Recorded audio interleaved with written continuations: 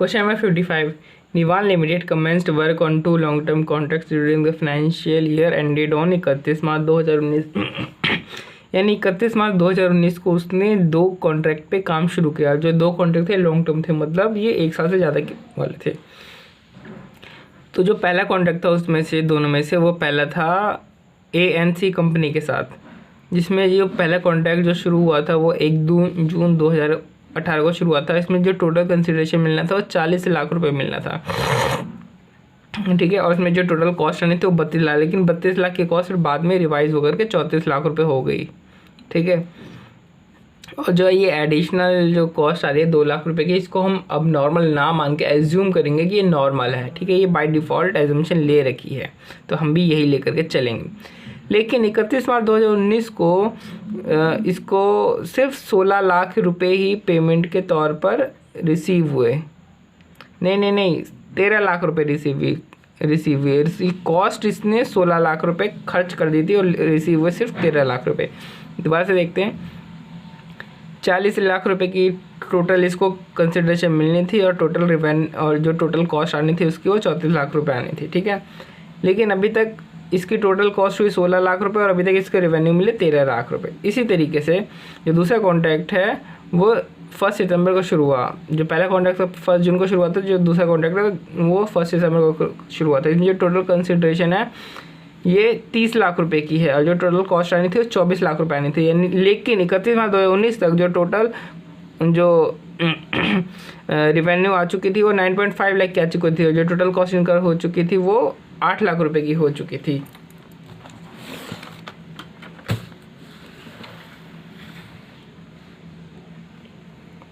और ये कह रहा है कि इंडिपेंडेंट जो सर्वेयर है वो कहता है कि कॉन्ट्रैक्ट 20% कंप्लीट हो चुका है, यानी जो यानी कॉन्ट्रैक्ट जो है वो 20% कंप्लीट हो रखा है। किसका 20% कंप्लीट हो रखा है? जो दूसरा हमारा जो कॉन्ट्रैक्ट है BNC कंपनी वाला वो 20% कंप्लीट हो रखा है और जो पहला कॉन्ट्रैक्ट जो है वो 30% कंप्लीट हो रखा है, ठीक है।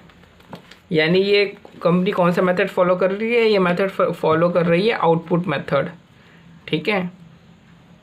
अब इसमें हमें बनाना है दोनों कंस्ट्रक्शन कॉन्ट्रैक्ट के रिस्पेक्ट में हमें एक फाइनेंशियल स्टेटमेंट प्रिपेयर करनी है। फाइनेंशियल स्टेटमेंट मतलब कि P&L अकाउंट और बैलेंस शीट अकाउंट, ठीक है। तो सबसे पहले हम P&L अकाउंट को देखते हैं। तो P&L अकाउंट के आइटम्स जो हैं वो कौन कौन से होते हैं? रिवेन्यू होता है, कॉस्ट होता है, नेट प्रॉफिट होता है। तो सबसे पहले तो आप ये निकाल लो रिवेन्यू।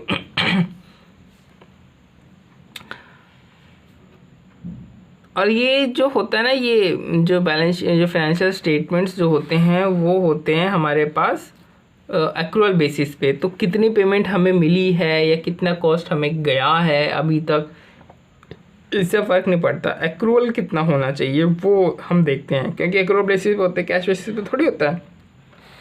तो देखो, A company B company, revenue expense और प्रॉफिट लॉस जो भी इनका आ रहा है, तो 40 लाख रुपए की टोटल रेवेन्यू, तो इसमें 30 लाख रुपए की रेवेन्यू, तो इसमें एक्सपेंस टोटल 34 लाख का था, इसमें 24 लाख का था। और इसमें एन कंपनी में जो कॉन्ट्रैक्ट है वो 30% कंप्लीट हो रखा है, इसमें 20%। तो उस हिसाब से इनकी जो एक्रूअल वाली है वो आ जाएगी। टोटल प्रॉफिट लॉस निकाल दोगे तो आपका ये आ जाएगा, रेवेन्यू इतना का, कॉस्ट इतना का एक्रू हुआ है और प्रॉफिट इतना हमारा बना है। तो ये इस तरीके से हमारे ये P&L बन गया, ठीक है। अब हमें बैलेंस शीट बनानी है। तो बैलेंस शीट के जो आइटम्स हैं उसमें ये देखो, बैलेंस शीट के आइटम्स ये हैं, ये जो मतलब ये तो एडवांस या लायबिलिटी जो भी हमारी बन रही है वो, और WIP जो हमारा रह गया है। तो एडवांस लायबिलिटी ये रिवेन्यू से रिलेटेड है ना, कि हमने ज़्यादा रेवेन्यू कम रेवेन्यू लिया, उसी हिसाब से साइड लायबिलिटी बनेगी। और जो WIP ये कॉस्ट के ऊपर है कि हमने ज़्यादा कॉस्टिंग करी है या कम कॉस्टिंग करी है, तो उस हिसाब से ये बनेगा। यहाँ पे अभी तक जितनी रेवेन्यू जो है वो रिकॉग्नाइज हमने मतलब हो जानी चाहिए वो, प्लस हमें कितनी रेवेन्यू मिली उसी हिसाब से हम एसेट लायबिलिटी डिसाइड कर लेंगे। ये कॉस्ट का भी कि कितनी कॉस्ट हमें रिकॉग्नाइज कर लेनी चाहिए, यानी जो P&L है अभी तक उसमें कितनी कॉस्ट रिकॉग्नाइज हुई है या हो जानी चाहिए, एक ही बात है। प्लस लेस कि हमने कितनी एक्चुअल में करी, यानी कितना हमने कैश पेमेंट किया है या इसमें है कैश पेमेंट किया, ये कितना रिसीव किया, ये वो है, ये नहीं कैश कंपोनेंट है ये वाला, ये कैश कंपोनेंट है हमारा, ठीक है। उससे सबसे सर्टेन लायबिलिटी बनता है। तो देखो आप यहाँ पे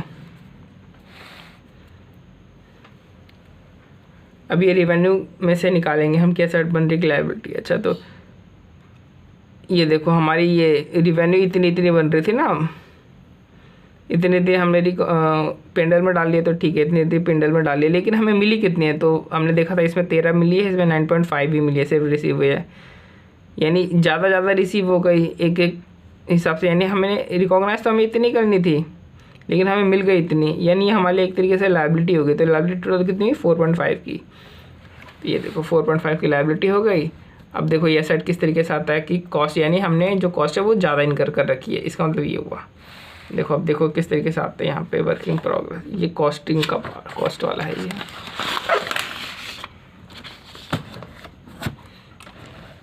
टोटल कॉस्ट जो हमने रिकॉर्ड किया है पेंडल में वो इतना है, लेकिन हमने जो कॉस्ट जो अभी तक रिकॉग्नाइज किया हो बुक में वो कितना है, वो सिर्फ इतना है। अभी भी हमें इतना जो है वो रिकॉग्नाइज करना है, नहीं एक्चुअली गलत हो गया, ये सही कह रहा, मतलब ऐसा है कि इतना 10.2 और 4.8, 10.2 4, हाँ ये देखो 10.2 और 4.8 क्या है, ये रहा 10.2, इतना हमने जो है वो एक्सपेंस ड्यूरिंग, यानी पेंडल में हमने इतना डाला है, ठीक है, पेंडल में हमने इतना डाल दिया है। और हमने अभी तक खर्चा कितना किया, हमने इतना किया है, यानी हमने ज़्यादा खर्चा कर दिया। कितना ज़्यादा किया, इसमें 5.8 का, इसमें 3.82 का ज़्यादा खर्चा कर दिया, नहीं मेरे लिए असेट बन जाएगा ये, है ना। तो इस तरीके से ये 5.8 और 3.2 यानी 9 का असेट बन गया। ये देखो यहाँ पे ये बन गया अपना, ये एसेट बन गया यहाँ पे, है ना, ये 9 का। और ये है कॉस्ट से रिलेटेड है, ये रिवेन्यू से रिलेटेड है।